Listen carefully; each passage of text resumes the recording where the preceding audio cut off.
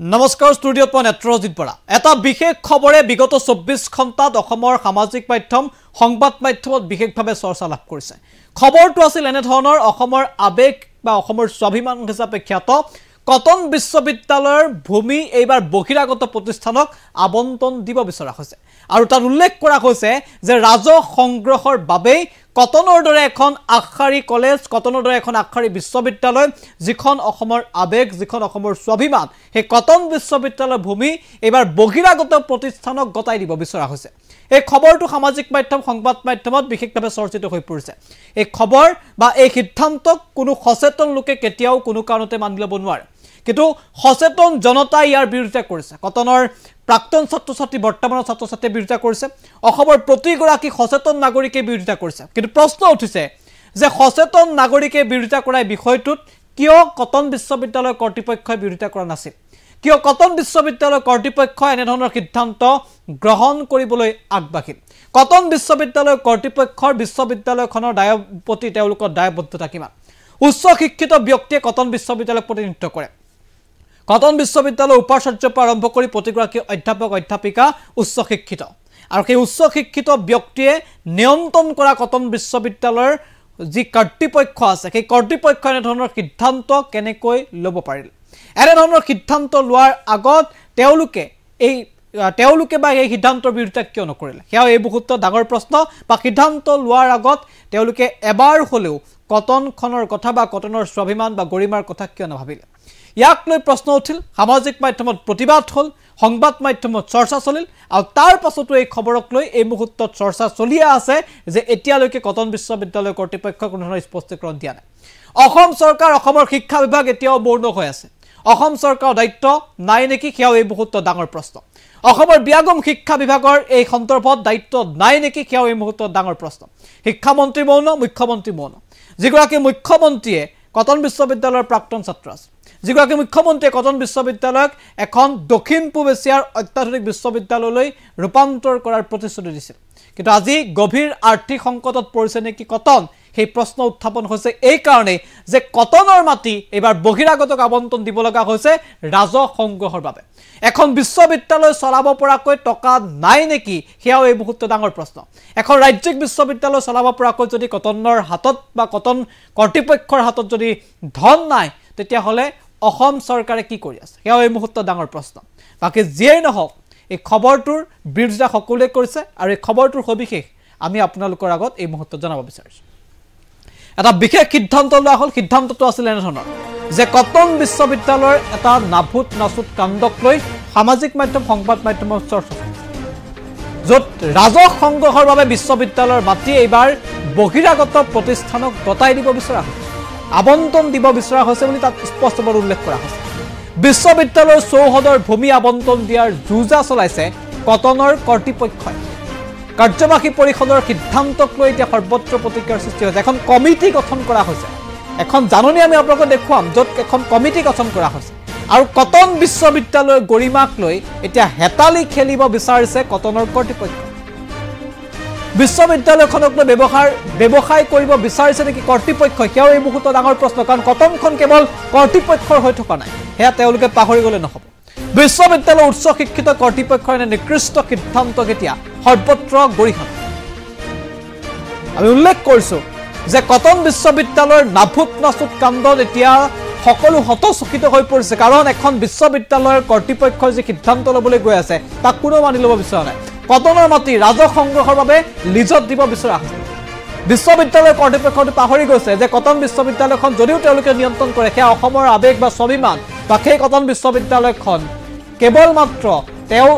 যিসকল কৰ্তৃপক্ষ তেওঁলোকৰে হৈ থকা নাই গতিকে মন গ'লে হয়তো তেওঁলোকে যি সিদ্ধান্ত ল'ব বিচাৰে সেয়া হয়তো অসমৰ জনতাই মানি নলয় আৰু তাৰেই জল পটপট উদাহৰণ দেখিবলৈ পোৱা গৈছে এই সিদ্ধান্তৰ পাছত অসমৰ জনতাই তাক মানি লোৱা নাই অসমৰ ৰাইজে মানি লোৱা নাই প্ৰাক্তন ছাত্ৰ-ছাত্ৰীয়ে মানি লোৱা নাই এইখন হৈছে জাননী এই জাননীখনৰ স্পষ্টভাৱে উল্লেখ কৰা হৈছে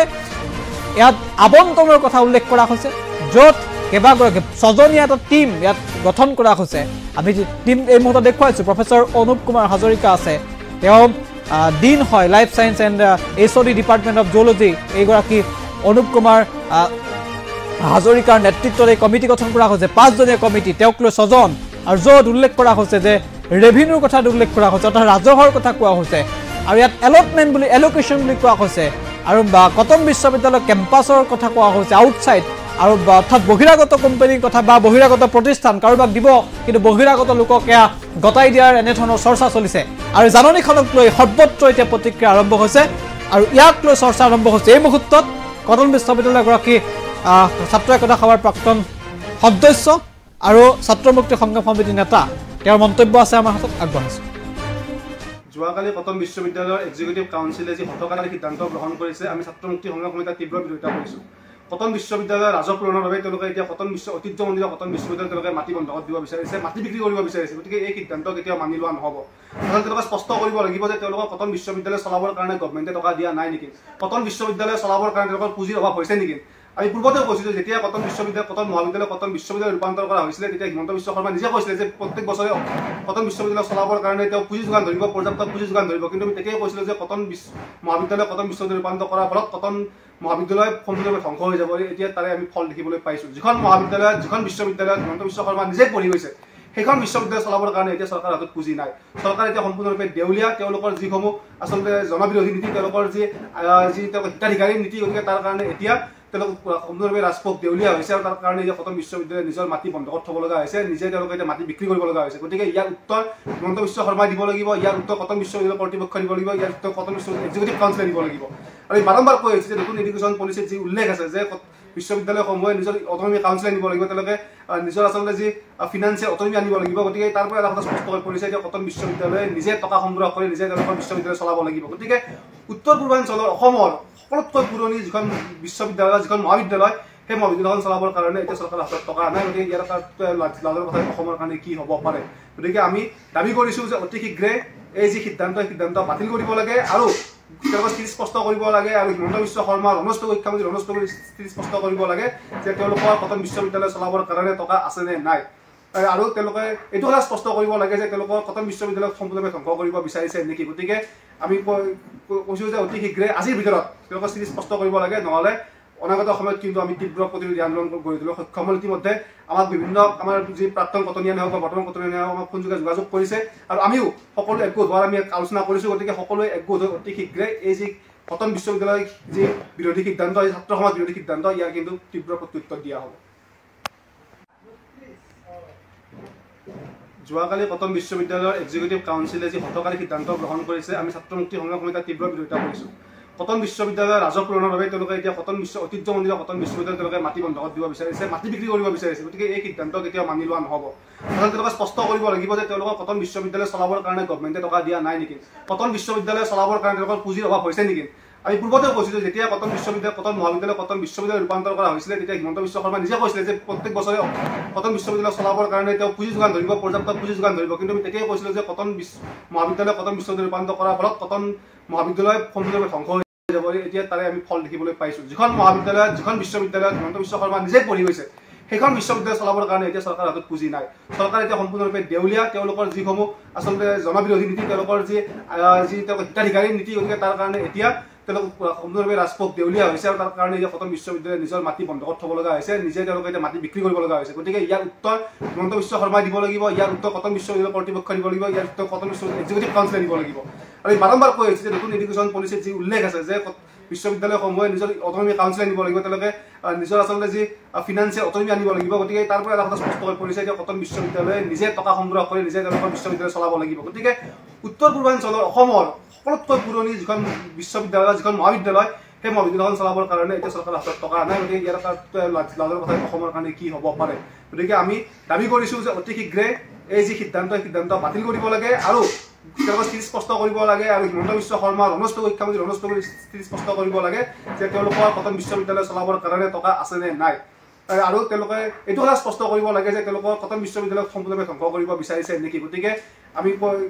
কৈছোঁ যে অতি শীঘ্ৰে আজিৰ ভিতৰত তেওঁলোকৰ স্থিতি স্পষ্ট কৰিব লাগে নহ'লে অনাগত সময়ত কিন্তু আমি তীব্ৰ প্ৰতিৰোধী আন্দোলন গঢ়ি তুলিবলৈ সক্ষম হ'ল ইতিমধ্যে আমাক বিভিন্ন আমাৰ যি প্ৰাক্তন কটনীয়ানে হওক বা বৰ্তমান কটনীয়ানে হওক আমাক ফোন যোগে যোগাযোগ কৰিছে আৰু আমিও সকলো একগোট হোৱাৰ আমি আলোচনা কৰিছোঁ গতিকে সকলোৱে একগোট হৈ অতি শীঘ্ৰে এই যি কটন বিশ্ববিদ্যালয়ৰ যি বিৰোধী সিদ্ধান্ত এই ছাত্ৰ সমাজ বিৰোধী সিদ্ধান্ত ইয়াৰ কিন্তু